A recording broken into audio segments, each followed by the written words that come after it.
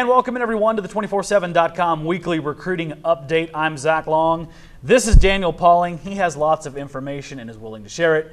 Henceforth, the point of this show. So let's get right into sharing some of that information. And speaking of sharing information and seeing information, you get to see Jarrett Stidham play football tonight. That's true. I'll be at the Cooper-Stephenville game tonight. I'll definitely be interested in watching Jarrett Stidham play. I believe the Tech coaching staff will also be there tonight, so they'll be getting a first-hand view of him. Kind of a couple of things that I'm most interested in seeing is just his ability to complete passes, short, intermediate, and downfield. Just his range of throws that he can do.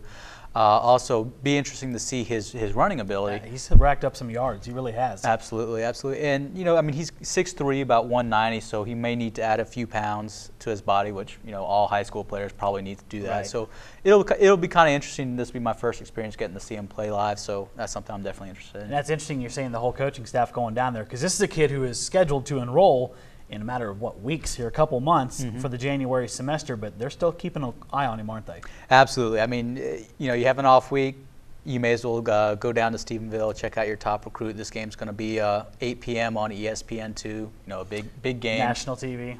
May as well be there, and I'm sure the ESPN cameras will find Cliff and his staff tonight. Maybe, just maybe find him in the stands. Pretty easy target.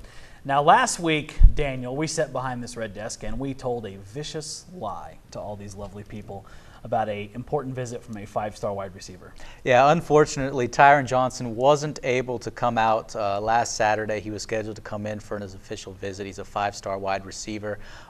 His game Friday was scheduled for 3:30. Lightning pushed it back to Sunday evening. So he will be coming for the West Virginia game. I think that one's going to be a major shootout. Yeah, maybe a better game for him to see in general.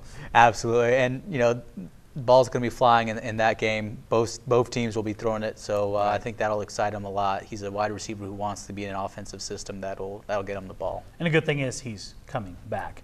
Sometimes those recruiting visits will get canceled, and a kid who's highly touted like that, they don't necessarily come back. Right. And, it's definitely a good sign he's still interested. I've talked with his dad, Tyron Johnson's dad, quite a bit. Tyron seems excited about this, and I think it'll be a good week for him to come out. Absolutely. Now, Jalen Bates, he's getting close to decision day. Yeah, Jalen will be making his decision next Friday before his school's homecoming game. He isn't sure what he's planning to do this weekend, whether he takes an official to LSU, they're playing Mississippi State, or if he wants to take an official visit up to Michigan.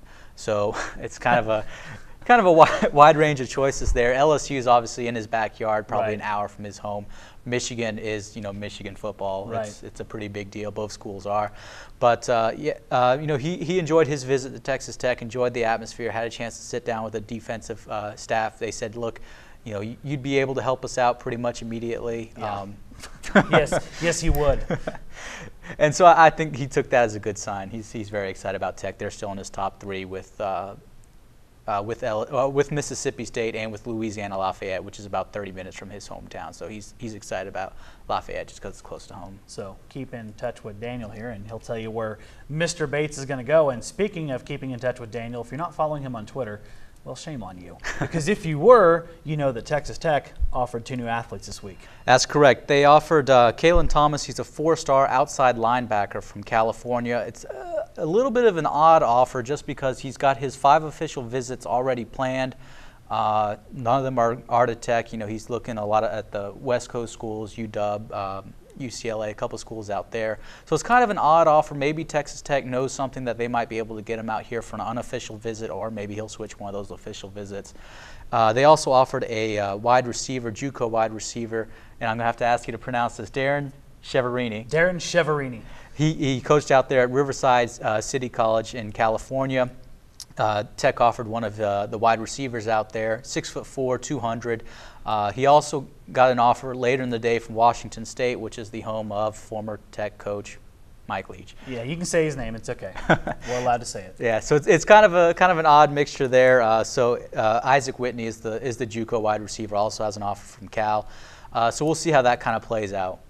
Absolutely. And of course, if you followed Big 8 or Big 12 football growing up and you rooted for a team that played Colorado, you knew how to pronounce Darren Cheverini's name because he usually did something terrible that made your day bad. Now, we're going to switch away from football real quickly.